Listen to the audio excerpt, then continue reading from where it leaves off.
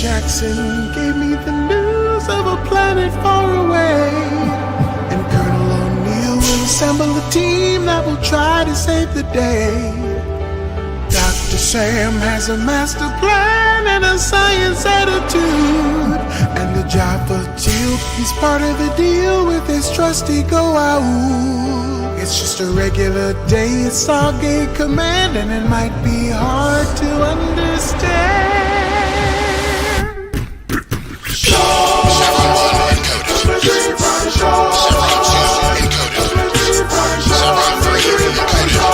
Chevron 4 encoded. Oh no, this is gonna happen. Chevron 5 encoded. Chevron 6 encoded. Chevron 7 flies. We have a stable world.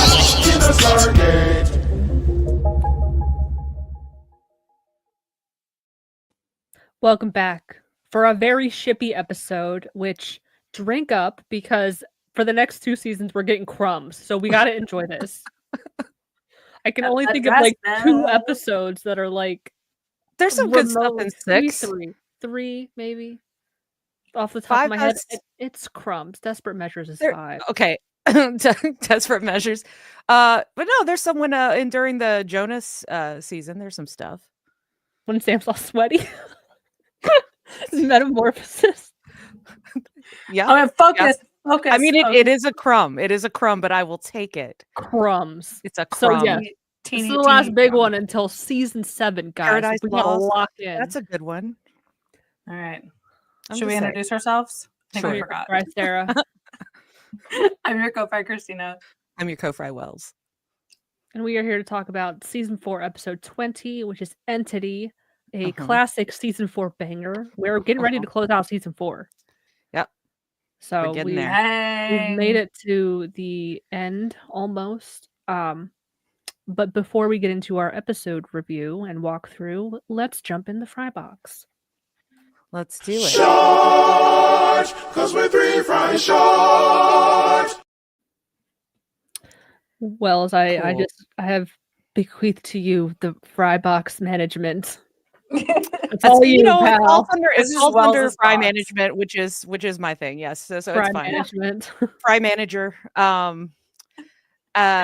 Yeah. So first, just really quick, I've said it before. I think I said it the last time we podcasted, but I will be the lone fry at Ascension, Star Fury Ascension, and FedCon. So if you're going to be at either of those or both of those, I know some of you are because I have a spreadsheet. And Of course come you do. find, I do. Well, because we're trying to plan like a dinner thing, like when we did San Antonio, Yeah, we makes did a sense. dinner. Yeah. I'm trying to make some shirts happen for companion stuff if I can get people to reply to me, shirt people. But Can people listen? Oh, shirt people. no, the Got it. shirt manufacturers over there. I've right. put out Yeah. lots of inquiries and nobody's replying to me. And I'm like, is this a UK thing? I don't know. We're like stupid American. Because I'm not flying shirts over with me. They gotta be there. So anyway, trying to make all of that stuff happen. But we also have a few fry things. Yeah. You. We have our, business cards that'll take you to all of our links. If you're listening to this, you're already here. But I also got some of Sarah's wonderfully designed Pride Patch stickers made. So I picked the 2 that seem to be the most popular among people. We'll eventually order all of them. And Sarah's making some We'll more do of the them set, too. yeah. So we'll do the whole set. But I'm getting there. before the patches, I did also just make a different 3 fries short sticker this time. I It's love So it. cute. Oh, And it's a pretty large size one. So it's 3 fries short, Unearthing the Stargate as the fry box itself. And then we have the Pride patch, just your general Pride patch. That seemed to Looks be so the good. most popular. it does look look really so good. They And then feel the nice split too. back. They're the split back Yes. so that like you don't Split have to back. Easy peel to it, open. so- yeah. Easy to peel. Yep. And then I got the trans one as well made for Nice. people. Oh. So Okay. Can you set one aside for me? Of Can I course, come of by and pick course. that up? Okay, thank you. So come find me and I will give you a sticker.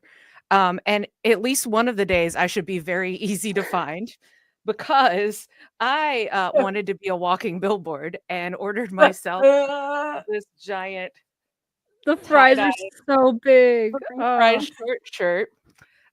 So I should be pretty easy to find. because it'll either be this or the purple shirt, or if we get the new shirt, it'll be the new shirt, which, spoiler alert, is probably going to have the little oh boy astronaut on it. It's really cute. Whoa boy. Oh boy.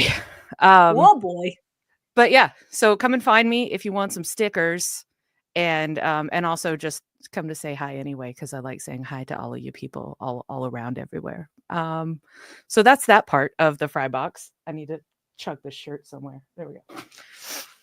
And the second part of the fry box came out of a conversation that happened literally 2 days ago. I think that was 2 days ago.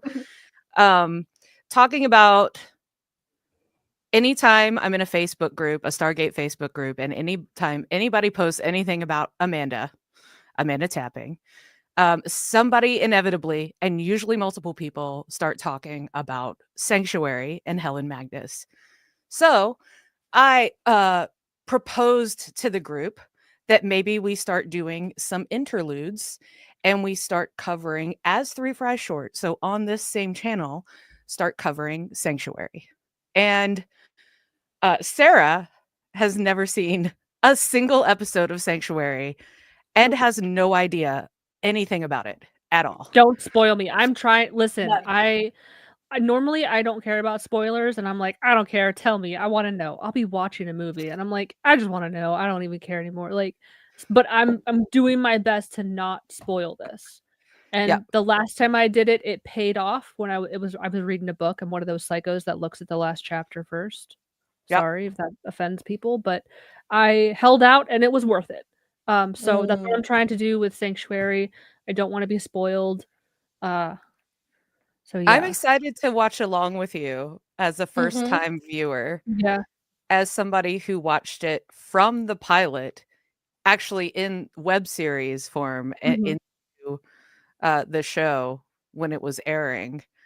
Because we all know my Stargate origin story actually came through Sanctuary anyway.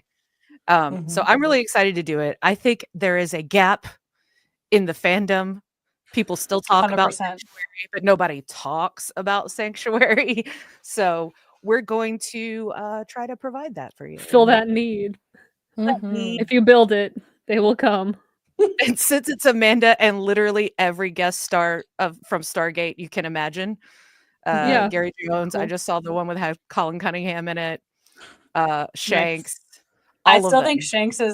Shanks is one of my favorites. Obviously, we will say nothing about it, but that No, episode no. was Don't so la good. la la la la. Don't La, spoil la, la, me. There's la, la, the one line la. that's like it's a good nod Yeah, to it's a callback. yeah, it's a callback. It was good. And directed by all the people, produced, created by all the Stargate people. So we're not even going to change our name. It's just going to be Three Fry Short.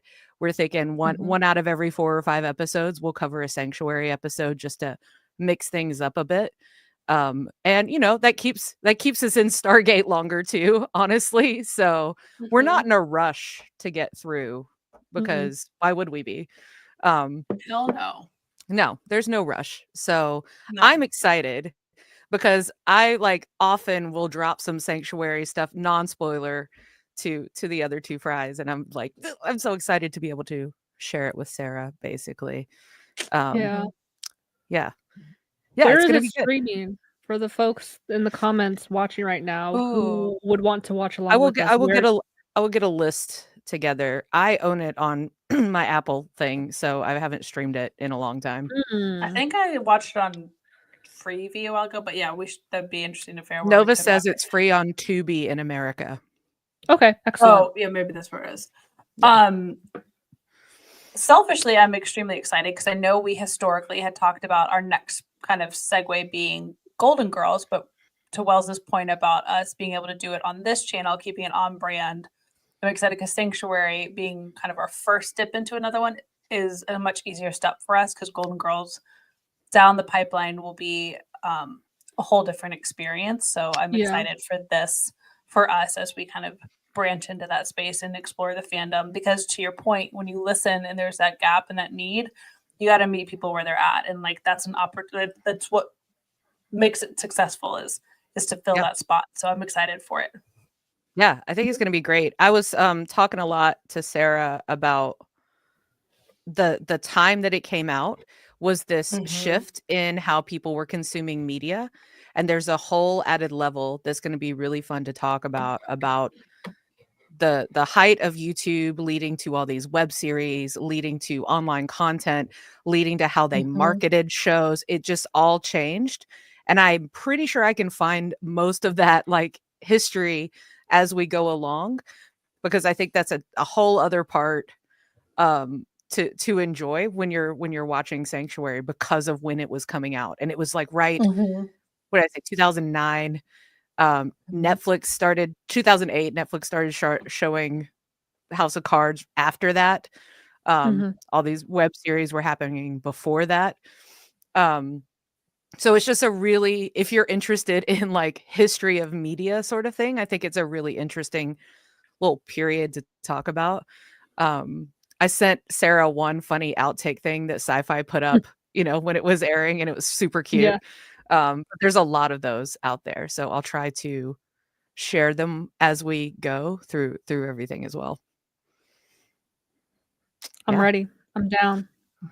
Let's do So it. be Yeah. on the lookout. We'll of course announce it on our Instagram of like, when we're doing a Sanctuary episode so you guys know and can watch along with us. And Yeah. I'm interested to see like what new crowd we can draw in and what part of our current crowd is also watching for the first time. Yeah. I think Mara has already said in the comments that she hasn't seen Sanctuary yet, so it'll be a Right good there with you. opportunity to introduce Mhm. people. We're basically grabbing all of the Amanda super fans. Like, that's Yeah. what we're doing with this. Come to So us, please. Come here. please join Although us. now here's a question, because I have not watched the last season, and I'm wondering if I should watch the last Don't season watch to it. be full Don't. package complete, Don't. or wait and Yeah. I can experience that at the same time as you, Sarah. I will leave the Yeah. last season alone. Because 3 and 4 are the banger seasons in that show. 3 was really, really good, and 4 is really good too. But 4 is shorter. 3 is Okay. the one long season out of the 4. And that's another thing that's interesting. It wasn't like this, like guaranteed everybody was ordering like a 22 episode season. It Mhm. was Yeah. it was kind of when things were going differently. So it was like, I remember watching on Twitter, because you would watch there to be like, is my show canceled or not after the end of every Yeah. season? And then you'd have to like sit on it and be like, is it canceled or is it coming back? Is it canceled or is it coming back? Mhm. And then they would announce that it was coming back or not. And then, it'd be like, it's coming back for this many episodes or this. And, nowadays, most of our seasons for television are 10 to 12 10. Yeah. episodes. Yeah. But back then it wasn't a guarantee. And so it's the most lopsided. It's almost like it's 5 seasons, because the 3rd season is a double of the other 3 seasons, basically. Oh, wow. Um, wait, yeah, What was the almost like 4th? it's 5 seasons. The 4th season is like 12 episodes, and the first 2 are like 12, something like that. And then the 3rd one is a standard long run season. Oh, But okay. Like 20 some 20 episodes. or 22, something like that. Whew. Yeah. Yep. So it's Does really it have a weird. satisfying ending? Like, did it It does. end they knew it was gonna Anytime end and they I think they had a good idea, because anytime somebody says they canceled it and it like it ended on a cliffhanger, and I'm like, not really. It felt pretty well rounded to me. Okay. Did Good. I want more? It was one of those endings, without giving anything away, but it was one of those endings where it could end, but it also could continue if they picked it up again. So, Got you. Mm. and that's being kind to your fans to do it that way. Yeah. Yeah. If they had ended it after the 3rd season, it would have been a mess. Let's put it that way. Because that That's one how ends they on a Oh did cliffhanger. no. that's how they Actually, did all of season the 5.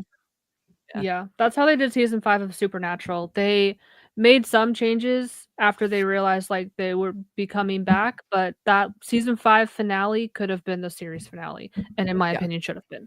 But Yeah. that's neither here nor there. There you go. All right. So, You yeah. ready? Stay tuned for Sanctuary My suggestion is maybe we get through season 4, which is only a few more episodes, and then maybe hit 2. Yeah. Yeah. Sanctuary. Yeah, that'll be good.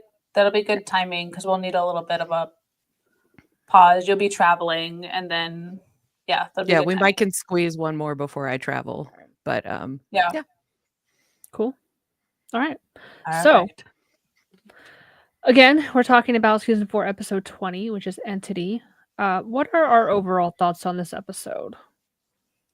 What are some themes that like come to mind right off the rip that we don't really like think about too much?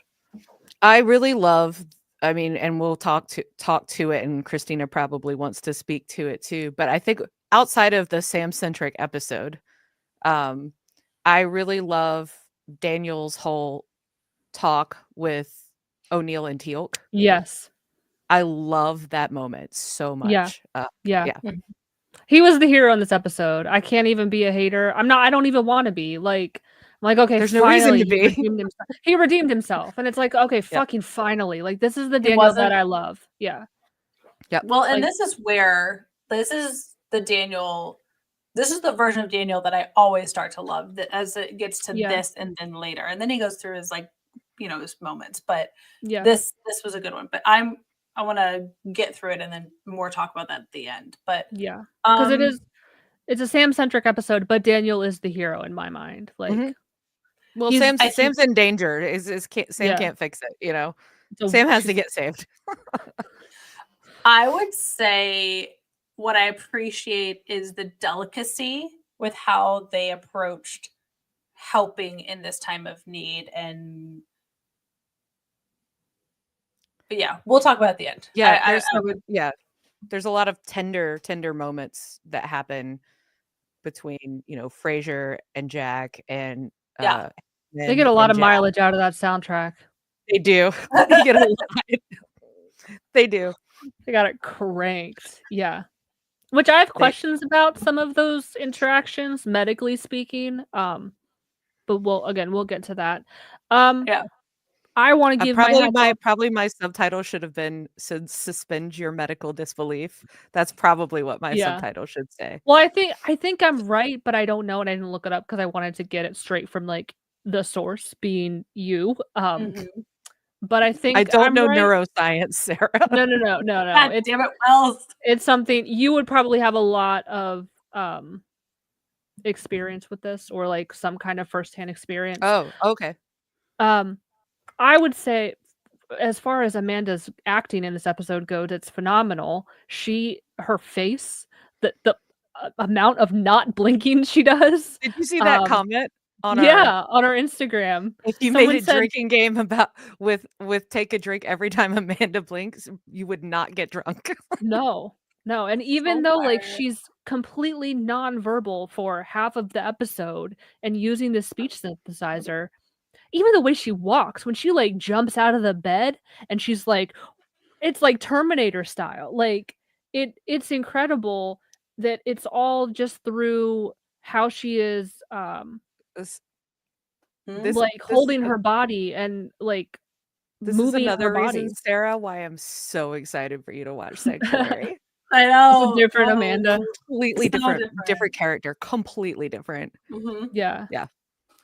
Okay. But yeah, her acting was crazy good in this. And we see a lot more of that in later seasons when she plays alternate versions of herself, like the nerdy Sam. I think this is another comment that we Yeah. had on our Instagram, Love but that they one. refer to Mobius Sam, where she's like a nerd and like she walks like a nerd. I don't know what that It's means, even but these she does. and it's these little facial expressions that she does, just Mhm. really like tiny things.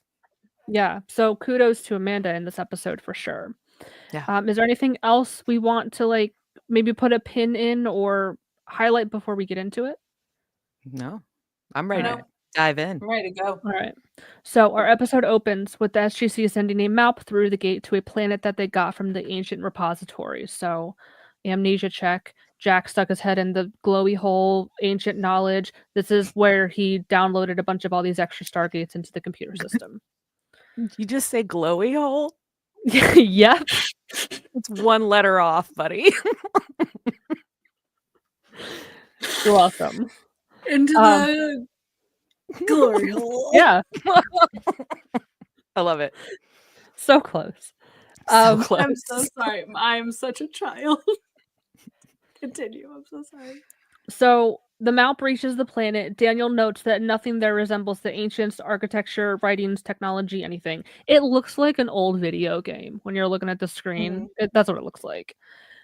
Sam wonders if the civilization came after the ancients, and Teal, his common-space personality, is coming up short because he's like, I don't fucking know. Never seen it before. And he's not So comfortable with it either. Like, no, he's very he's uncomfortable with it. apprehensive. Yeah. Yeah. So we see something happening to the Malp, and Sam says that it is flying. And I think Jack made there's like a Malps two-pronged can't joke. He's like, Malps don't fly. Like, did I miss a memo or something? Yep. They try to run a diagnostic, but they lose video. Then they start to receive a bunch of feedback. Daniel wonders if they are trying to communicate, whoever they are. Sam suggests they disengage the Stargate and analyze the feedback before going any further. Before they can, the computer system starts to overload with an EM spike. Computers are engulfed in sparks and lightning and exploding. Poor Walter is blown quite literally out of his seat. The poor Real guy. dramatic. Yeah. They're losing control of the computer and attempt an emergency disconnect when they manage to shut the gate down. So Sam does manage to, her hand gets zapped like a little bit, nothing like poor Walter, but they literally go into the gate room and like pull the breaker. So it's You this ever huge been burned really fiasco. bad on your hand? No. It's bad. And then she's just like, nope, we're still doing the thing. And I'm like, damn, Yeah. I'm impressed because that shit hurts. Yeah, it looked like a burned cut. Like it like burned so bad it just like broke the skin Mhm. completely open into like a cut.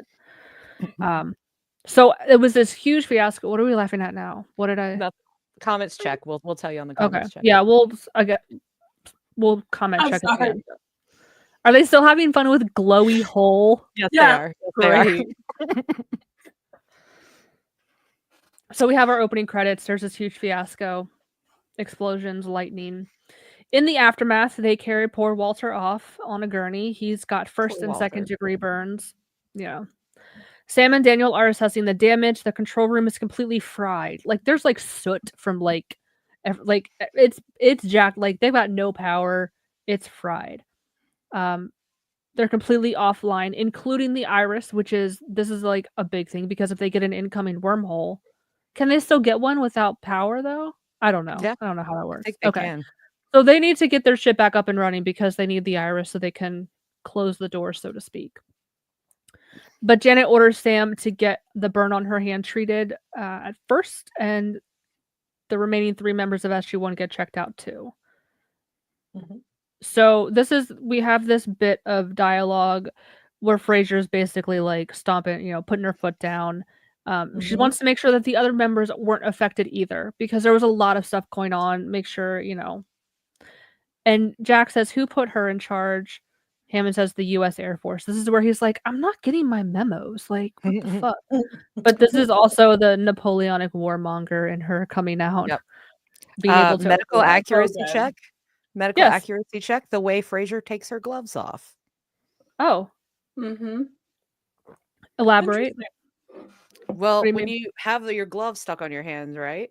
You can't shove one dirty glove under the other glove to take it off. Like they Okay. made us before we could pass any EMS training. They would cover our gloves with like fake blood, and we'd have to take them off without getting any on us. Okay. So what's the So right way to do it? You pull it in a certain way that flips it inside out, and then Okay. you can shove your clean hand, Yeah. So, but it's a process, and she did it right. I know the standard is to like turn them inside out. Yeah. When you take them off. Yeah, like yeah. purposefully. But it's literally, are you touching your skin with like dirty gloves? Like when you yeah. you know what I mean? Yeah. Yeah. Yep.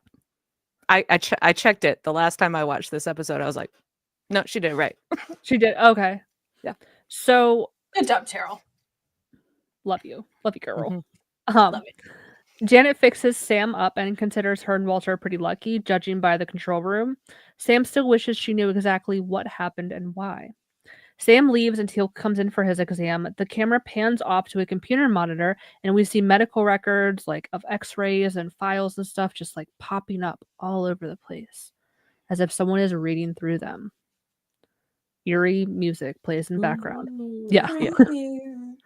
Sam and Daniel study the Malp footage they were able to salvage. Daniel's lost. Nothing looks remotely connected to the ancient Earth. Like, they're like, this is completely alien. Sam wants to study the signal that was sent back, but is unable to until the computers are up and running again. We find out Hammond has put the base on quarantine. In the corner of the lab, we see one of the security cameras moving around and like zoom in and focus on them. Tangent. I thought of this when I was watching the episode. They're under quarantine. Are you reading my notes ahead? Yeah. Yeah. Sorry. I'm reading ahead. They're under quarantine. I think, what about like the poor janitors or cafeteria workers that are just trying to work their 9 to 5 shift and they get stuck under quarantine and they're stuck there sitting there doing nothing because it's like, well, I can only take out the trash so much. Yeah. Like Mm-hmm. they're stuck there Yeah, because of some everybody fuck that's not shit. actively fixing the Yeah. problem or Because of some fuck shit that SG1 did, they have to be there for like 48 hours. Hope Like you they don't brought a have a boat family. to Yeah. work. Yeah. At least they have like rooms and shit that they can like take a nap in or something, but still. So, anyway, that was my first tangent. I don't know. Your first one. I don't know if there's more. There might be. In the control room, Siler is working on repairs. Sam and Daniel are reporting back to Hammond. So we have our first chunk of dialogue. What is it? We got Carter, Daniel, and Hammond. So I'll take whoever you guys don't take. Hammond, I guess. You gonna do the accent? Absolutely not. You'll make fun of me. I'm not Oh. cosplaying as Southern. I can be a toss up. I can do Hammond or I can do Daniel. You can have Daniel. That's yours. Okay. Yes, So that's fine. Hammond says, so information was accessed. Why? By what? We don't know, sir, but it branched out through very specific areas. Network and language software, followed by system and application software. Learning to read, learning to talk. And knowledge of our systems. You're saying something was inside our computers? Well, we're just guessing at this point. Whatever it was, we managed to interrupt it before it could complete its entire scan of our computer. Were you able to determine anything further from the map transmission? Not a single reference on or off world that even remotely resembles the architecture. It's entirely alien. Entirely alien. Alien. Yeah. Alien. So aliens. this was super interesting to see not only that it was able to access all of their systems, but the systems that it accessed. Language, software, followed by systems and applications. So it's learning to read and learning to talk, like just based off of what it's accessing. And then it's getting more knowledge of their system. So this is kind of like now, especially like in the age of technology that we're in, like we're very well aware of like Big Brother watching us. Like you mentioned, I don't know, one time, I shit you not, I keep getting it, like I mentioned like, oh my god, have you seen like they have like booty cream to like tighten and lift your butt?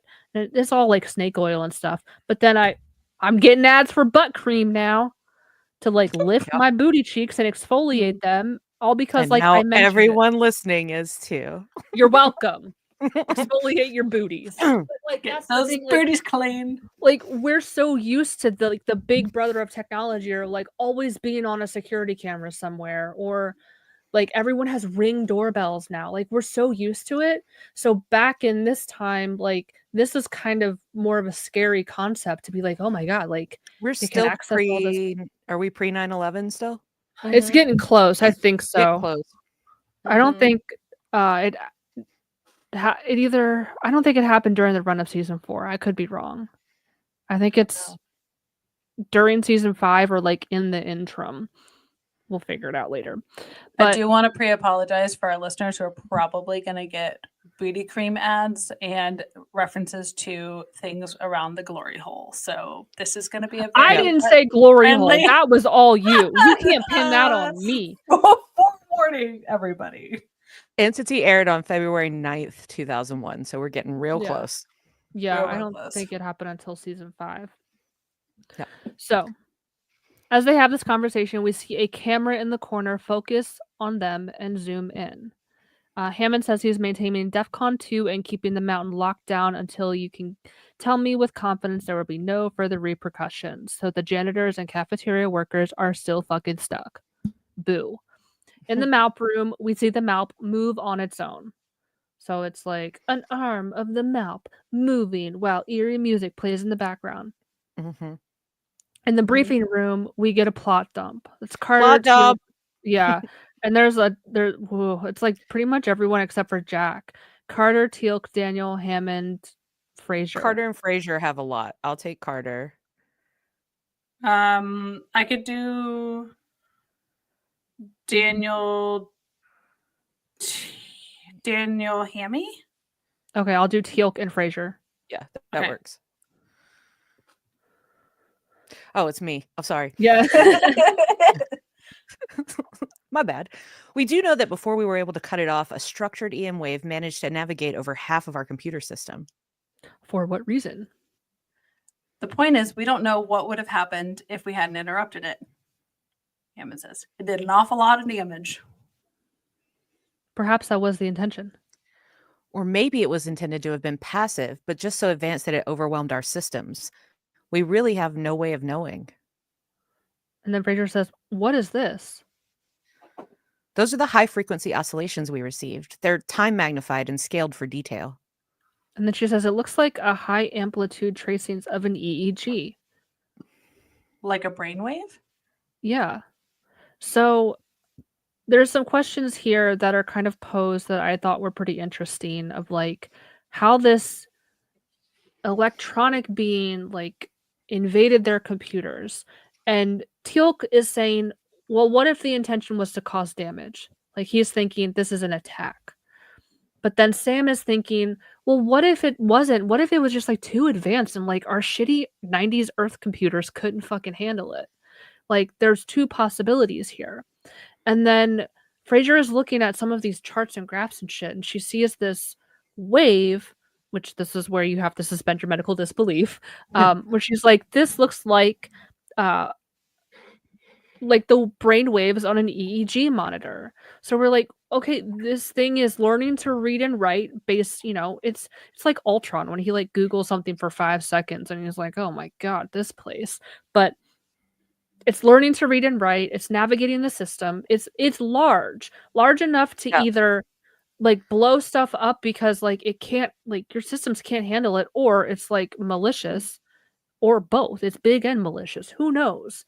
But it's very intriguing because this is like a disembodied force that they have no control over. They can't see. Mm-hmm. The power is fully cut off at that point. They're like sitting in the dark, and then a live feed from the security camera of the briefing room is projected onto the screen. Whatever caused the damage is still there. So you guys want to read that Carter? Yeah. Carter Real and quick. Romeo. Yeah. It's all of our standards. Yeah. Whatever it is, it must have been sustaining itself within our secondary systems while we were cleaning up the main computer. And then O'Neill is like looking at himself in like the projector screen. He's like, "Do I look fat?" Daniel's like, it's like it wants us to know that it's here. And this is why I included it. Jack throws a sloppy salute at the security camera. It's like this and then like a finger gun, Yeah. right? Yep. Mm-hmm. Important. So yes, that's why I included that. We see personnel files being projected onto the screen. FYI, this is where I found out all their birthdays and was like, she's a Capricorn or he's a Libra. I love that you did that. Except for yeah. At least I think it was just Sam and Jack. Daniel's was questionable because he said but for the grace of God, he said his birthday. But then this had it different. I'm going by what he said. Teal'c is still a mystery. But it doesn't matter because Teal'c was born on Chulak and there would have been completely True. different alignments. So it doesn't qualify for our earthbound astrology. Brad, release the Chulak astrology tarot deck, Brad. Yeah. Please. That'd be great. Okay. So this is where there's another little side tangent. This entity is a girl after my own heart doing her Facebook research of who these bitches are. 100%. Like, who would play Sarah in a movie? The entity Yeah. from Stargate. And she's 100%. putting all of the evidence on screen and be like, is this you, bitch? I'm reading all your files. Is she tossing everything back to the group chat, though? That's the question. Is the group chat getting hit up? I think she was cut off from the group chat. Oh. Her homies She's back like, home. I just got to save it all for when I get back. Take a screenshot. Yeah. Screenshots. Look at all these bitches. I have stories to tell you. I read this guy's file. He did some crazy shit. Yeah. It zooms in on each member of SG1 and pulls up their file. Siler even comes up for a moment and it zooms in on him and throws his file up on the screen. Daniel points out that it's learning about them, about the SGC, and him just like, fucking stop this immediately. These are all like incredibly classified files and documents. So we have this Hammond and Carter interaction. Yep. From what I can decipher, sir, it's like a computer program, incredibly invasive, but as complex as a DNA strand, and it's growing. It's eating more and more memory. Hammond says, "Can you I- remove it?" Sorry. Oh, are you reading it? Yeah, it's just 2 little lines. Well, this will take a good. complete. Hold on, let me inhale more because it's a long one. Well, this will take a complete shutdown of all systems on base connected to the mainframe, followed by a low-level format of all drives. Unfortunately, sir, any and all data not properly backed up before this event will be destroyed. But it's the only way to be sure. Understood. Do it. So they power everything down, but we see the Malp in the Malp room grab a hold of an emergency like floodlight that kicked on. Sam and Siler are going through everything, and an anomaly shows up. It is the emergency light in the Malp room. Like they're like looking at like layouts and stuff, and it's like alert, alert! This little light. So Sam and Siler, they try to access it, but Jack's scan card does not work. Like he swipes his card, and it's like denied, bitch. And the blast doors are warm, but it's not fire because that would have triggered the alarms. Although, would it though? Would it have stopped it? The alarms. Don't know. So, but we don't know. They get a torch. They cut through the door. The entity has turned the room into a nest full of electronics, wires, and monitors. It is legitimately a nest. That's the best word I could describe it. Mm-hmm. Yep. So we have more dialogue. Carter, Teal'c, and O'Neill. I got Teal'c. I'll take O'Neill. I think we robbed the alien program of an environment, so it created one. It appears to be sustaining itself from the electric power from the emergency light system. Must have got into the Malps, survived on battery power while we were shut down, and built this memory mainframe while we were on emergency power.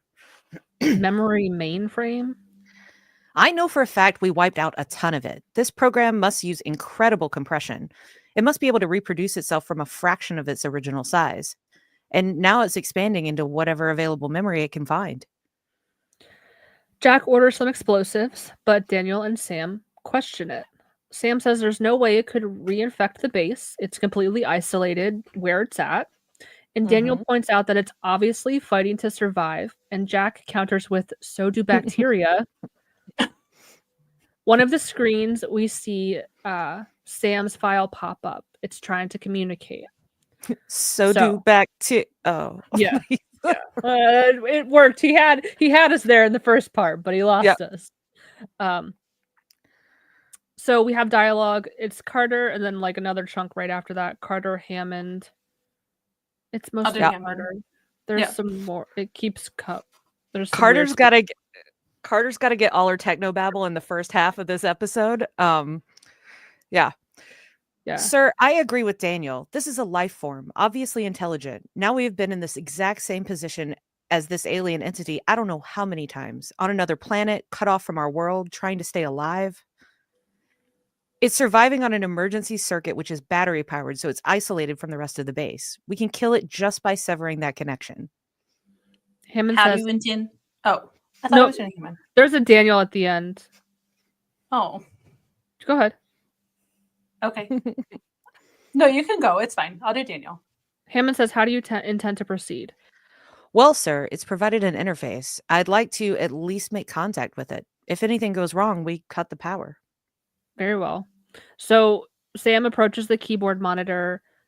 She types, what is your purpose here? And O'Neill has like the garden shears at the ready, right? He's ready. Or was it? I think it might have been Teal'c. But a camera in the midst of the electronic mess turns to watch him. On the monitor, the words, what is yours, appear in reply to Sam. And then Daniel says, maybe it's trying to figure out why we sent a probe to its world. So Carter types out, we are explorers, but the S starts to repeat and fills the entire screen.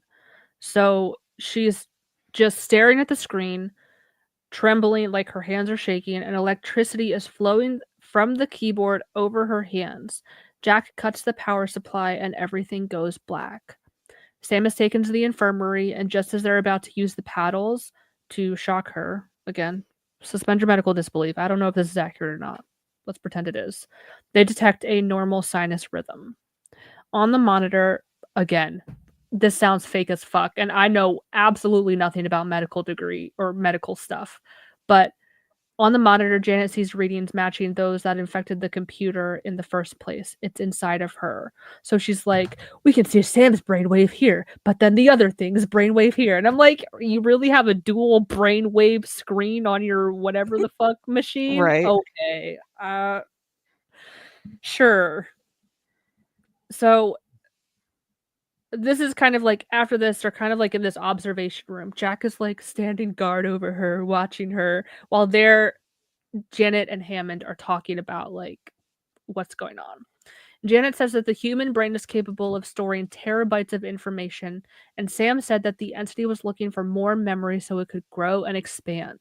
Janet doesn't know if she's able to remove the entity from Sam. Like, how would you? Like, where would you even start? You'd have to just remove like chunks of her brain, like lobotomize her. Hammond orders an armed guard to be posted at the door, and they were fooled by this entity before, and they don't want to let it happen again. Cut to the George Bush meme where he's like, "Fool me once, shame on you. Fool me twice, won't get fooled again." Oh, it's a hilarious meme. Oh, Bush. He's a war criminal though, so laugh with caution, but he's still pretty fucking funny for a war criminal. So, in the room, Sam wakes up. She imitates that sloppy salute that Jack did earlier to the entity. She does the thing and like the finger gun. So like like it remembers him. It's seen him. Her PET scan resembles that of someone who has been the victim of a stroke. Parts of her brain seem very active, others seem dormant or suppressed. The entity does have complete motor control, however, so it might be able to communicate with a speech synthesizer if Dr. Fraser like explains it. So Jack is like, can we call up one of our besties, like the Tok'ra, the Asgard? Like, don't they owe us? But they're still under quarantine. The janitors are still fucking hanging around. Cafeteria workers still back there stuck. So they have to figure this out on their own. This is a very interesting scenario. Like, they're secluded from all of their friends, and it was like, we have to figure this out on our own. We cannot call up any of our higher technological besties. Back in the Maup room, they are examining the nest. So we have some wonderful dialogue. Daniel, Guess Teal'c, I'll and be O'Neill. Teal'c. All right, I'll do O'Neill. I got Daniel. All right. Sam said it was growing, expanding. Perhaps the entity that possessed her sensed that Major Carter's mind was a more efficient memory storage vessel. Yeah, it is. Vastly superior. Jack says, it was a trap. Yeah, it was watching us the whole time. So you're saying it knew Sam and I wanted to make contact with it? Yeah. And this device was created as a delivery system in order to invade the body of Major Carter. Yes. So basically what we're saying is, if we just listened to you in the first place and blown it up. No, seriously, I'm asking. Is that what you're saying? If we had destroyed the entity, Daniel Jackson, Major Carter would not have been adversely affected. Why is this in red? Because it was it's the important. most I needed to important. highlight it. Okay, look. I know your first instinct is to protect both of you. That's your job. That's what you do. But no matter what happens, no matter how this turns out, Sam wasn't wrong to try to communicate with it. I had to highlight that portion because it's one of the themes, and I think major crux of this episode is Daniel and Sam's outlook versus Jack and Teal'c's outlook, which we'll obviously get to at the end. But that line where he's like, Sam wasn't wrong to try to communicate with it. Oh no, sorry. It's just the red threw me off because I Yeah, color yeah. associate, and I was like, "Are we angry here?" Nope. I just like it looks pink when you select it, so of course I was gonna go with that one. Jack Jack goes to Sam's room. She has the speech synthesizer and is able to communicate. So we have Fraser, Entity, and O'Neill. You don't have to Guess do like I'll a robot be voice. Entity.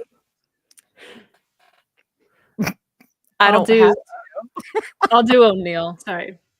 Sorry, I mom things for just a moment. Sorry, can we give me a recap? What did we just decide? Who's doing what? You're Fraser. Yeah. Okay, thank you. Okay. We understand that you've taken control of Major Carter, but you're not her. There was no other choice, no other place to go. You wish to terminate, Still do. but you will not now. I have observed you value the life of one. Yes, we do. This one is important. She is. For this reason, this one was chosen. You will not terminate this one in order to destroy me. It went into Sam out of self-preservation. I cannot be removed from this mind without terminating. You will not terminate this one. None of you will. Therefore, I will survive. Excellent. Very, very good. Love it. There was a bit of dialogue before this where they were kind of asking, unless I included it later. I think it was the first thing, but the entity was basically like they were asking who are you? What is your name? And they're like, my name is. Then I am Carter. They're like, no, you're not. No, you're not. in her, but you are not her. Bitch. Yeah. So in the briefing room, Janet says that the entity insists Sam's mind is still intact, but even if she were able to remove it, Sam would be brain dead. She'd be a vegetable. Like, what do you remove? Like, and even then, they said that the entity was able to like replicate itself from like, they were able to destroy most of it, but a tiny bit of it survived and it found its way to like some place where it could expand again. So like, could it find a way to expand even more? So even if Sam is still in there somewhere, it won't be for long. The entity's influence is still growing within her mind, and there's nothing they can do to stop it. So what if they let it go home? No, Hammond's like, we had to lock that planet out. It is way too risky. Plus, it's learned so fucking much about us. Like, security breached. Like, you can't just let it go.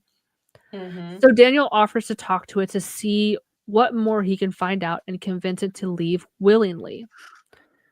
We have a moment between Hammond and Jack about having to make difficult choices. This is where I didn't include this dialogue, but this is where he's like, I know Major Carter is a very important member of your team, blah, blah, blah. Like, or no, he's like, Major Carter means a great deal to Means you a or great deal something. to you. Yeah. And Jack is like, he like She's a very fixes- important part of he my fixes team. his face for like one fucking moment, and then like the rest And of the time Hammond's he's a like, sad boy. uh-huh. Hammond even Sure. just like, yeah, right. Mhm. Yeah. Keep trying to hide that. Just keep trying. Yep. So we have some really great dialogue from Daniel and the entity. You guys want to take this Oh, it's a away? long one. Yeah, let's do it. Yeah. But this is, Hold this is important. This is important because we find out like a lot. So Yeah. All right. My name is Daniel. I am aware. Right. You read my file. Yes. Then you know I am a scientist.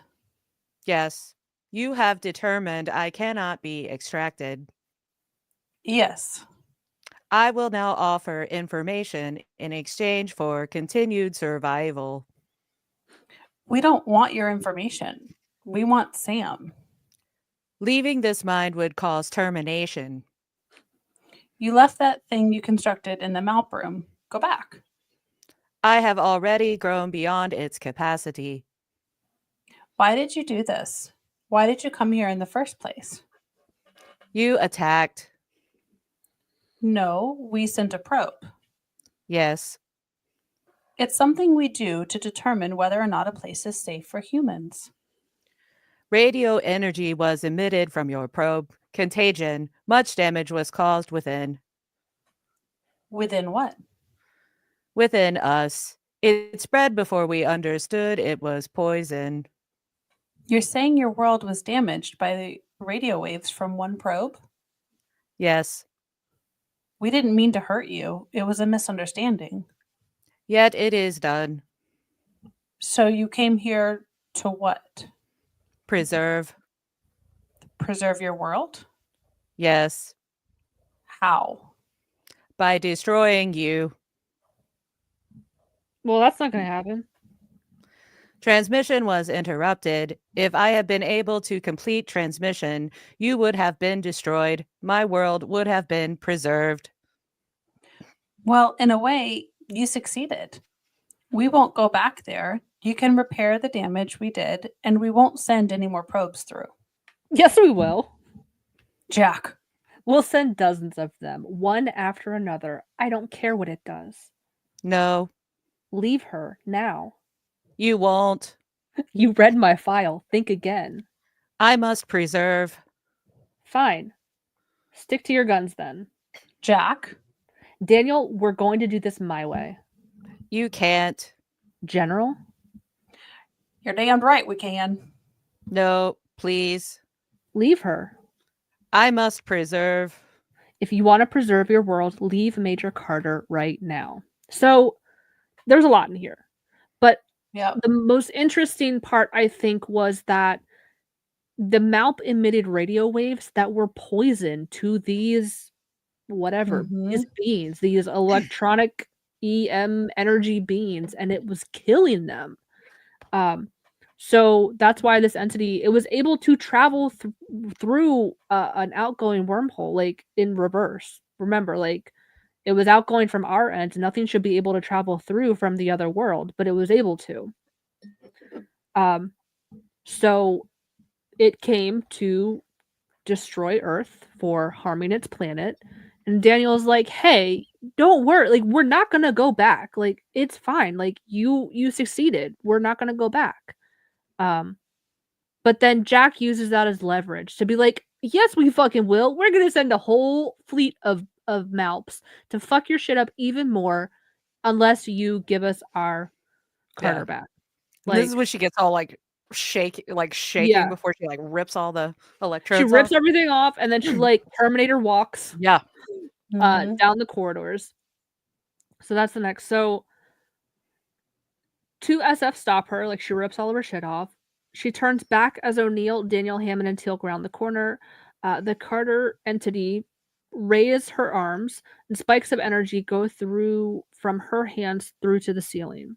They think the entity is trying to return to the mainframe. O'Neill shoots her with a Zat. She pauses for a moment and then continues to send the energy spikes, staring defiantly at O'Neill. She's scary. That look was. She's like, oh my god, you're pissing me off so fucking much. Like using those big doe eyes to Mhm. bore a hole. Yeah. Mhm. So O'Neill shoots her again. She collapses. Fraser arrives. O'Neill and Fraser go to Carter, who is lying on the floor.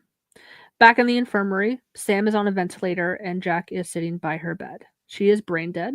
Fraser tells Jack that she had a living will, no extraordinary means, and she is being kept alive entirely on life support. Janet says, I think it's time to let her go. Jack says, just give it a minute. Can you fucking let me breathe for a second? God.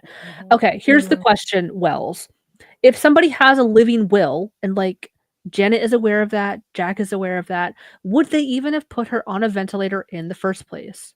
Potentially, because living wills can be very specific as to what to do. So Okay. if it's a ventilator, but this amount of time, there's all these different things you can put in a living will versus a DNR, which is a do not Okay, resuscitate. that's what I was thinking. Yeah.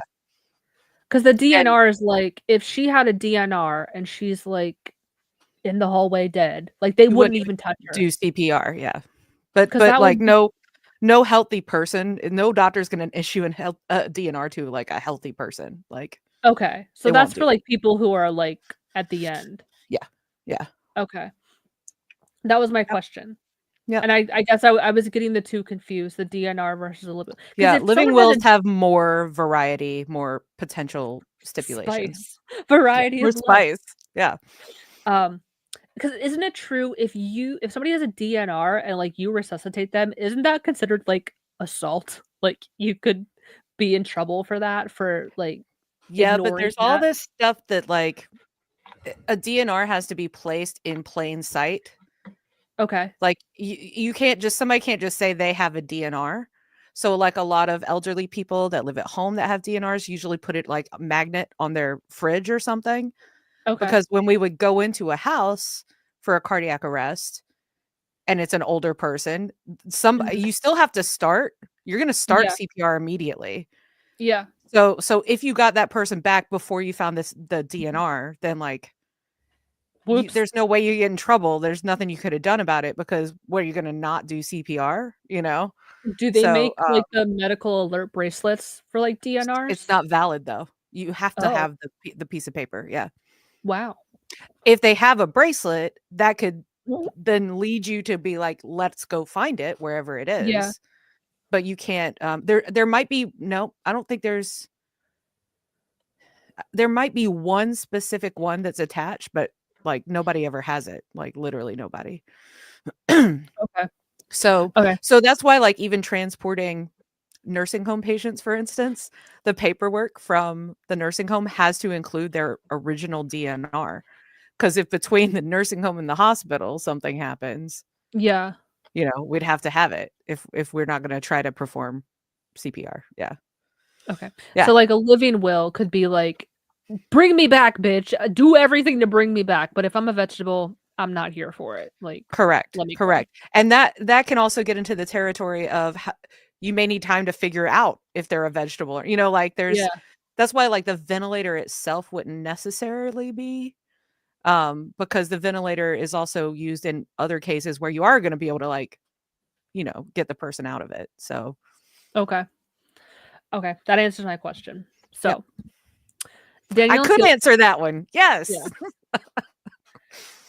So then Daniel and Teal come in and tells them they're getting ready to destroy the mainframe just to be safe in case the entity was able to go back.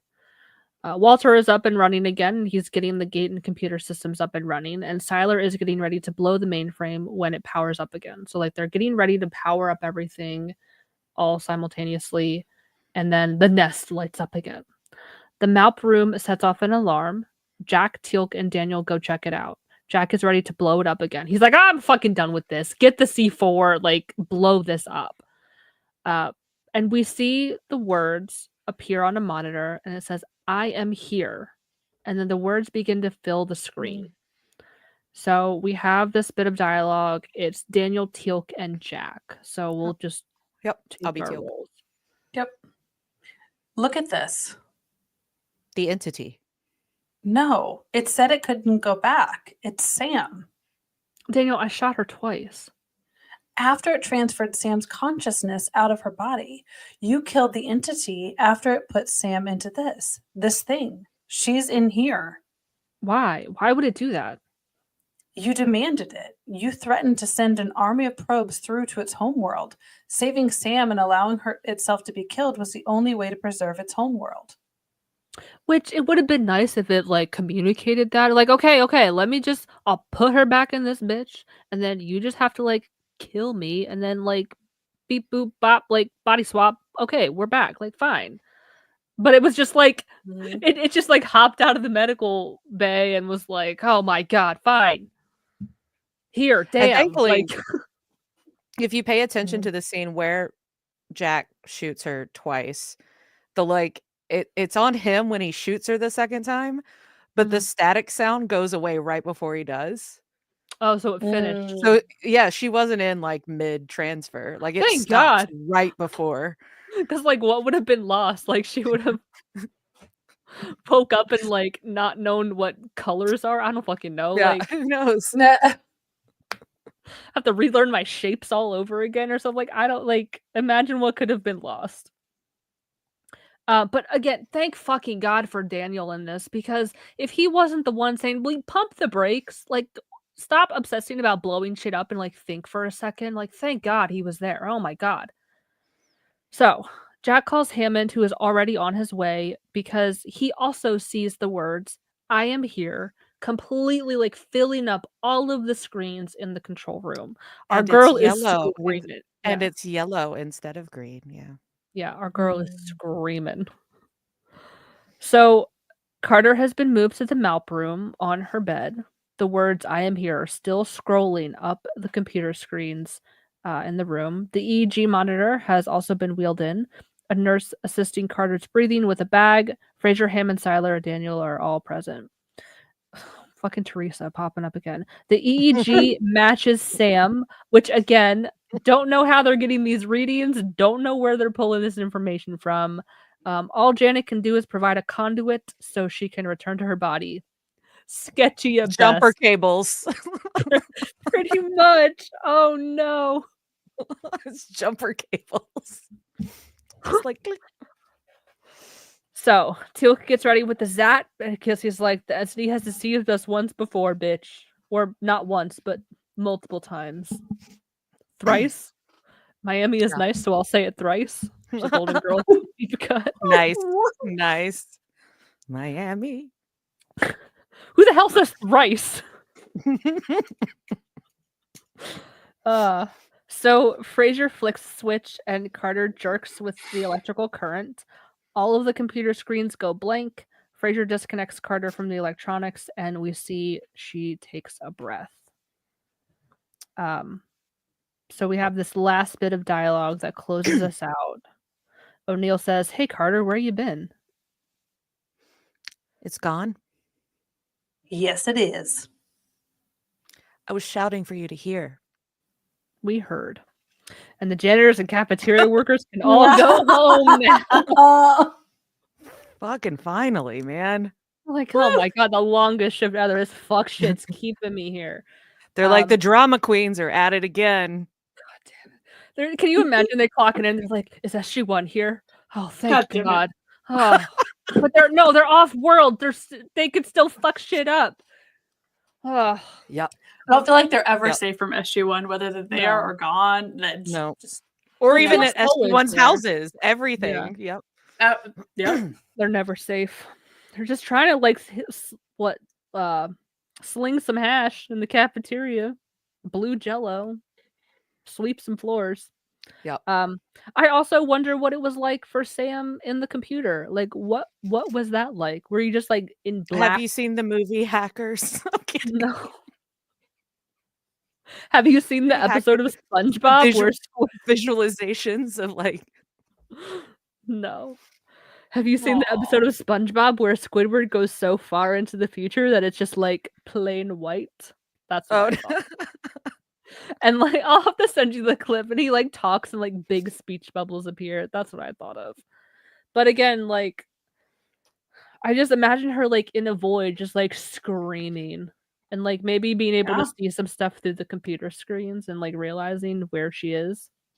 That's wild that it could contain all of her brain. Terabytes of information according to Dr. Fraser. The description on our YouTube on this live right here, it questions that. Courtesy of No, I did that one. I did that one. Okay. Yeah, I wrote that one. Wait, the Instagram one. Which part? What did you write? It's on the YouTube description. Okay. Got Yeah. it. You can check it after. Or somebody can write it in the comments because I can't see it from here. Speaking of comments, let's do a comment check. Do we have any good ones? All right, buckle up. Buckle up. Are you ready to go down the glowy hole? I need a special sticker of like the glowy hole. The glowy hole. Gate. It's literally a Stargate anyway, so yeah. Nell says he caught a disease from the glowy hole and passed it on to the SGC computers. That's what started this. And then there was when you were talking about the patient records. So we did skip around a little bit because Mara said that entity is breaking patient confidentiality. HIPAA violations. Does HIPAA apply to aliens? Nell did alien. Yeah. And then here's buckle up, y'all. Mara said, my Instagram ads are going to be trippy tonight. Nell said, hot single ancient repositories of knowledge in your area. Falconer says, do you want a little bit of go old in you? Mara then says, poor Walter's Siler will be stuck doing the glowy hole cream commercial. glowy hole cream. Hashtag booty cream. Nova says, this cream is out of this world. Buy now before the iris closes. Mara said, there will be a sign in the gate tech room. Wrap it up before you tap it. STI protection control. And then Nell said, with a cartoon illustration of a gloved hand dialing the DHD.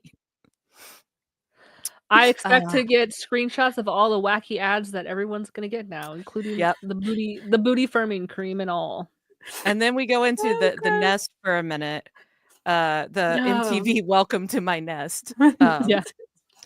There was talks about chains and stuff, wearing the entity wearing chains, introducing everybody to Sam's brain. And then we got a serious comment. Mara said, that's why I loved how Jack was with the entity in the beginning, playing with the camera. And then here we see him do that switch when he gets serious and like all of that. And it reminds you of all the training from his previous military career. So he can joke until he, until it's time to like his do wife business. is at risk. His wifey is at risk. Speaking of the living will, Nell said, Sam probably had a multi-page decision tree in her living will by this point in the series. With all the stuff that's gone on. If this, then that. If not, do this. Yep. If I turn into a caveman lady again, do this. Yep. And then Mara, when we were talking about what would she have potentially lost if he had taken her out before the transfer was finished, Mara said, she lost the rock science part of all her science knowledge. Oh, no. Not the rock science. Not the rock science. Scott's here, and Scott just said, well, I came in at an awkward time. Oh, Scott, I'm so sorry, friend. But not really. Yep. Not really, Scott. Man. Thank y'all for, there was a hashtag up here from where I'm going to find it really quickly. Where are we? Where's y'all went in on the comments tonight. Is when Christina and I were both having a trouble holding our shit together. Hashtag make the fries laugh. Yes. I had to put my comments away because I was I always have them away because I can't be distracted. I will. I know, and I'm the admin person, so like I handle fry boxes and comments. Fry manager, okay? You're the best fry manager. Yep. Thank you all for that wonderful journey on these comments. I appreciate it. Yeah. So you never know where we're gonna go. Sorry, didn't mean to cut you off, Sarah. Well, and it's usually there's the podcast going on and there's a separate podcast in the comments. So yeah. And the nice thing about leaving it live and not editing it is you can go back and watch all of those comments. So anybody watching it later can watch the live chat if they want to. Yeah. So on a more serious note, let's get back to like themes and discussions from this episode because it is rife with things that we could talk about. The main thing that I want to go back to is that chunk of dialogue from Daniel where they're discussing like Jack and Teal'c are basically like, if you would have listened to us, we wouldn't be in this predicament. And technically, yeah, they're right. But Daniel is standing up for Sam and himself in this moment because he's like, no matter how this turns out, Sam was not wrong to try to communicate with it. And I think that is a wonderful outlook to have.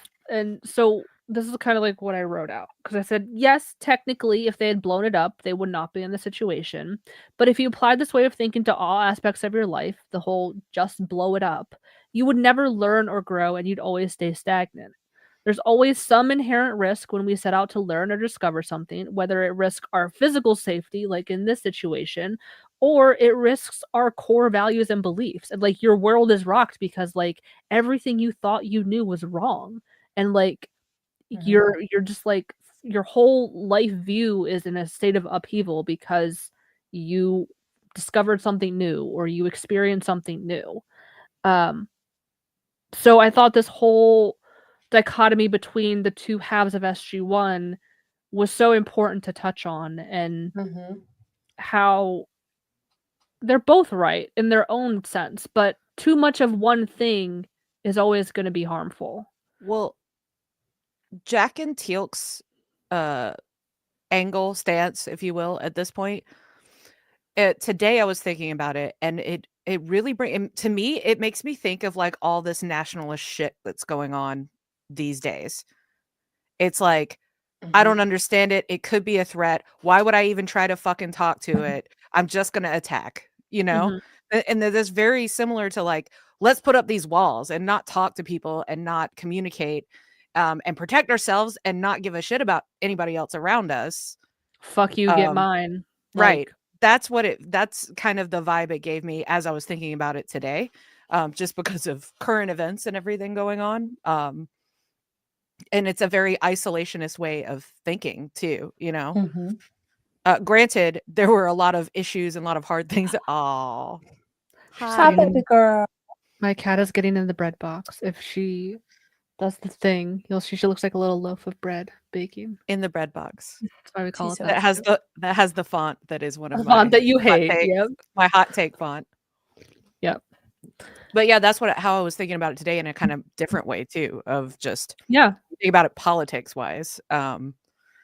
Or You know. even just like the mentality shift that we've talked about before, where people are more emboldened to act out of pocket and like be more forefront with the whole "fuck you, get mine" mentality. I could also expand on that too and say like this to me seems like a very masculine versus feminine area where like Jack and Teal'c are the masculine. We got to blow it up. We got to show dominance and strength and power. Versus Sam and Daniel take a more feminine approach. It's like, wait, let's talk about this. Let's communicate. Let's stop and pause and think. And maybe we don't have to be so aggressive. So I think of that kind of split up too. But that to me, like that conversation was the crux of the episode. And Mhm. yeah, it turned out horribly. The entity did kind of have like malicious intent because of that misunderstanding of you are poisoning my world with radio waves, so I'm going to destroy you. And even though, I can't go back or you're not going to go back, you still fucked my shit up. So I'm here to fuck your shit up. And it specifically chose Sam. It even said, like, it was reading all the files This and you're one's like, oh, important. Yeah. that one. I want that one. Um, so it was very strategic in how it chose who to invade. Um, so I wish we could have learned more about like their race of beings and like what their world is like and how they exist. It's a very interesting um alien. I don't even know. Like you could draw so many parallels. Christina, did you have anything to add before I move on to the next topic? Go for it. I would say it +1 to everything that's already been said, but my one particular moment of enjoyment in this episode is the first time in the series that I actually truly think, back to Daniel, that Daniel accomplished the things that he is best skilled at doing, and he did it on multiple fronts. And he did it in a way that wasn't taking the center of attention, but truly, like, if you were to look at what you would want his character to be, which is this true like communications kind of like archaeologist, let's kind of try to build and break down some barriers. I appreciate that his character was able through language to understand a misunderstanding and allow the other entity to see it, and did it without a lot of fluff and kind of moved on. But secondly, sat in this truly humanitarian space of autonomy where Sam's not wrong, you're not wrong either, but he did that. Those two things, I think my only thing was I appreciate it's the first time I think end to end I saw him not have to be written as the like kind of attention seeking male center white savior of it, but he just got to be. He just did what his character should be doing, and there was no additional fluff, and I appreciate that because that's the endearing part of him is when it's just genuinely who he is, and there was no other romantic interest thrown in there or bravado. And I think without Daniel, obviously Sam would not have been saved because there is that balance that has to happen. Because To I your otherwise, it would agree. have just pulled the plug. Sorry, go to ahead. your point, it's also one of the only times where it wasn't Daniel being in trouble because of trying to do that. Because usually it would be Daniel being like, I'm going to do this, and he acts and he's the one that's in that position. But when it's Sam in that position, then that does put him in a place to be like, I'm going to argue this point. Whereas usually he's kind of on the front line of that decision instead of, you know what I mean? Like He's defending himself in most cases, he's where having it's to like, this defend is why himself most I of the did time. what I Yeah. did. Yeah.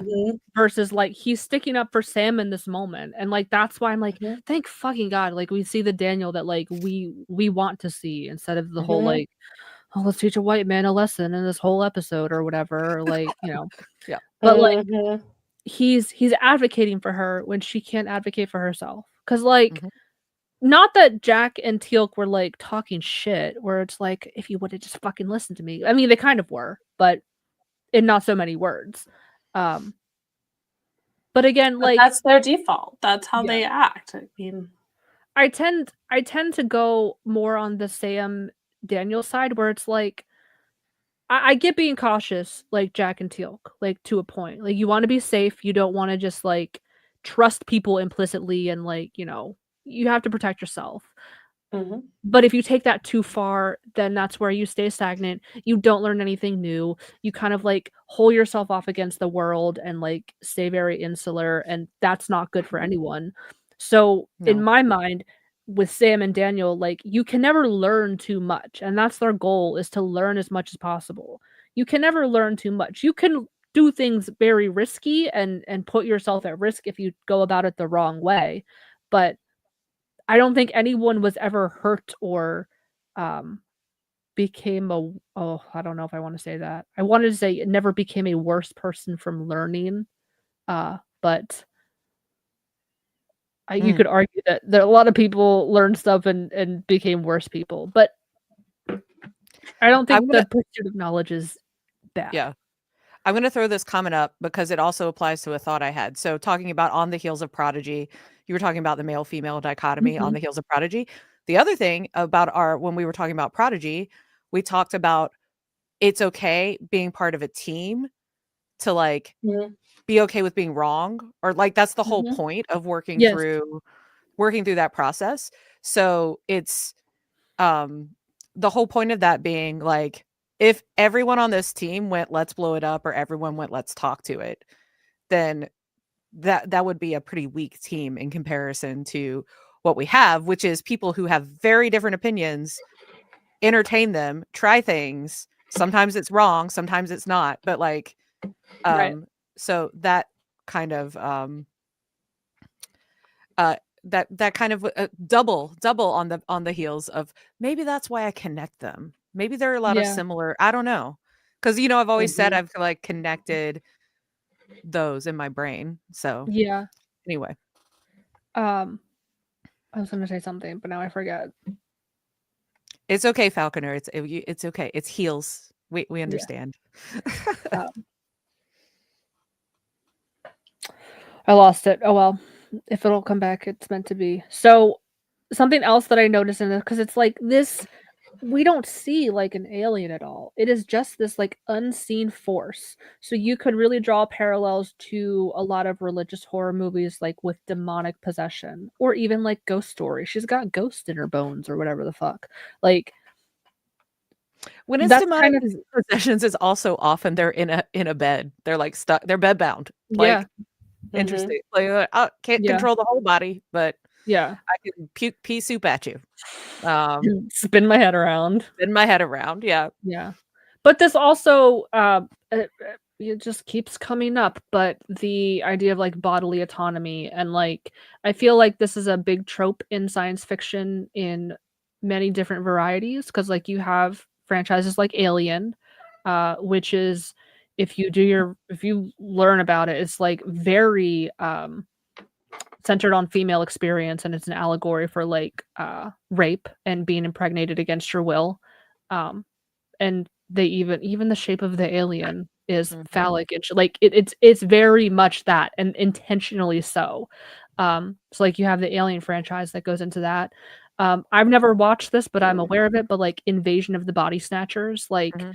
just the idea of your body not becoming your own and being taken over by something, even in more recently, like The Last of Us, the cordyceps virus, like taking over you and like completely destroying you from the inside out.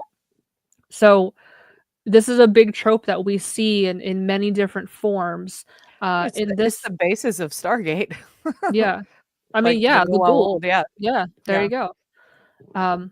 But this, it was just, it's so much more mysterious because there is no physical, actual thing that we can see tangibly, like like a Gould symbiote. Like we can see that and see on a imaging like where it is wrapped around your spine. This entity is like this disembodied thing.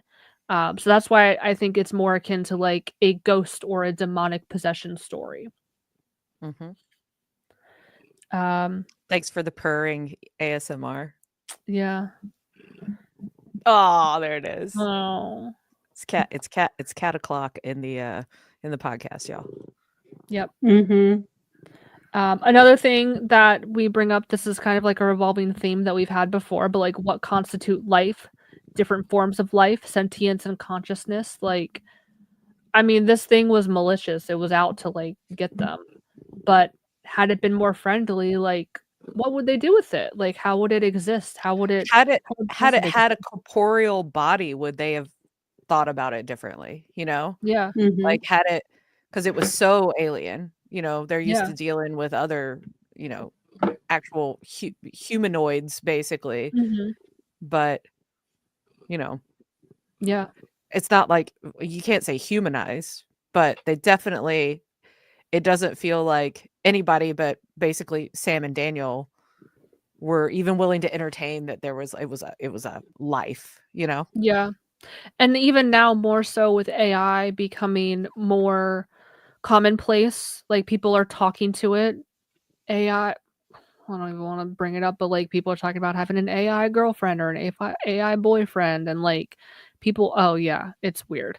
Um, I even There are say, whole apps, I think, for that. yeah, yeah, Yeah. to like talk to, and um, it's becoming more like it's getting smarter. Now it's still, you know, I'm not fooled by the horrible AI images that gets all the boomers. That's like, oh, No. send prayers, and it's like, bro, this is so AI. I Like, think come I on. think yesterday I saw a beached orca with a baby orca next to it on a beach on Facebook, and I was like, "A video?" Mhm. Yeah, yeah. Um, Always look for the hands, y'all. Always look yeah. at the hands. Or like font writing of any kind. Like if there's a logo or something on a shirt, from afar it Yep, might look convincing, but the closer you get, it's like yep. that's not a thing. This Um, is no. But even although I sometimes in Japan and Korea. I mean, I'm just saying, if yeah. it's supposed to be English, I miss all of my shirts and hats that had nonsense English on them. But even with like we have all the Alexas around the apartment, and like, you know, if I ask her to turn the lights off, I'm like, thanks, girl. You know, when the robots take over, you'll give me a swift death because I was polite to you. Like it's it, well, and that's another thing too. Like people are actually mean to their Alexas or their AI, like Google Nests or whatever the fuck. I had an article pushed at me today. I'll see if I can find it. Still some of our notifications that was essentially saying that saying thank you to AI is harming the environment because of and but I'm like AI in general because of like the data that it takes to like run each query and all of that. It was Mhm. really interesting, but it was like if you're gonna do it, put it all in one thing. Don't like send a separate message just to say thank you Mhm. because I was like, okay, Yeah. valid, but I'm like, there's a whole article telling me it's bad to say thank you to AI. Seems like someone's trying to start a war. I'm gonna still say thank you. Still gonna be polite, but maybe just put it Would in the Alexa be paragraph. considered AI? I'm not like No, it's not like Chat GPT where like I'm asking for I'm just It's like still I don't using know. it's still using an artificial intelligence. I'll find the There's no article and way I'll that it send it to wouldn't be. you. I'm gonna still say Yeah. thank you because again, when the robot overlords take over, I want a swift death, or maybe like they can Well, let me be listen, the the pet. robot overlords also want you to say thank you because we'll kill the planet faster that way. So, Yeah. yeah. Well, I don't like wake her up again and say, "Hey, blah blah blah." I'm not gonna say her name now. Thank Right. you. Like I'm Right. just like, "Hey, can you turn the lights on, girl?" And she does it, and I'm like, "Thanks, girl." Like I know she Yeah. can still hear me, but I'm not like putting that into a command where like I want her to respond. Yeah. I have done that like once or twice accidentally, and she will respond. But Nell does bring up a really good point, in that I feel like that's the same as asking me to cut back on personal water use when there's 10 golf courses getting built in the desert. 100%. Or like honestly, household recycling yeah, is when is there's the like is Mhm. the same. there's Like, like this a is not saying giant so island 100%. there's a And giant it's island of trash in the ocean the size of like Texas or something, and yeah, it's like yeah, there's a couple corporations that, like Yeah. yeah, we have to blame for that. yeah. The Um, individual people are not the vast majority of the problem with this you know, situation. but that also leads to like the talk like overconsumption, which I've seen some like overconsumption core videos on TikTok, and it's not even meant to be like that. It's just like this person like nighttime bath routine, and I think I've sent this to you guys, but like their shower is just like lined with like a million different soaps and shit, or like they have a whole room dedicated to like their bath and body works, and it's like drawers and drawers and drawers, and it's like, first of all, doesn't that shit expire? And like the longer it sits around, like it's not even gonna smell the same. But there was this show on Netflix. I think I was talking to you about it, Christina, about like it was about, like, fast fashion was one of the episodes, and it was, like, Mhm. overconsumption. They were just, like, talking about how that's, like, destroying the planet too, and just, like, we just keep Mhm. creating all this junk, and, Mhm. I mean, people keep buying it, but, like, these companies are also they keep creating it when it's, like, Mhm. the Sheins, the Mhm. Fashion Novas and stuff, and it's, like, junk, Mhm.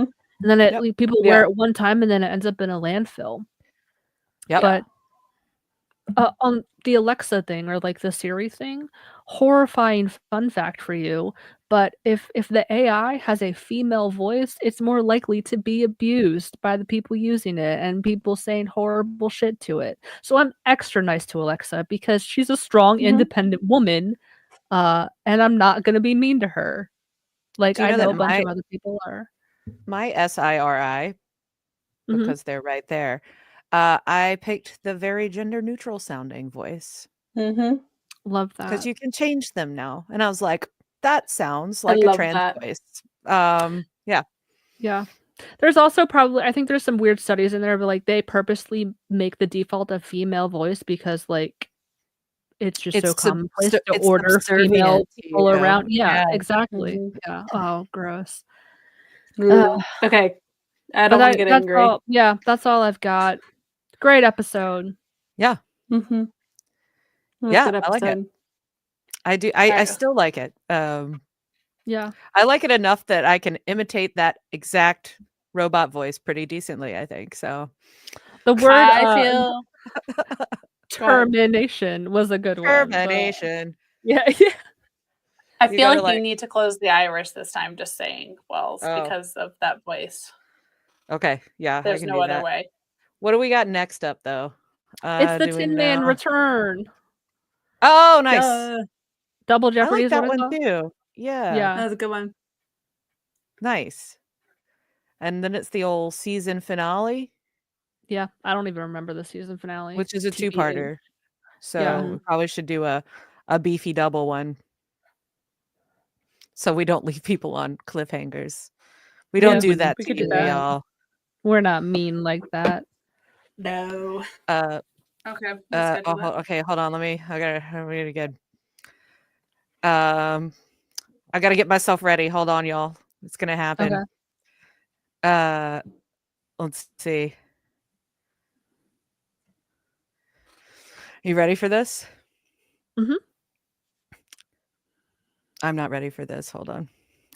He caught a disease from the glowy hole and passed it on to the SGC computers. Close the iris.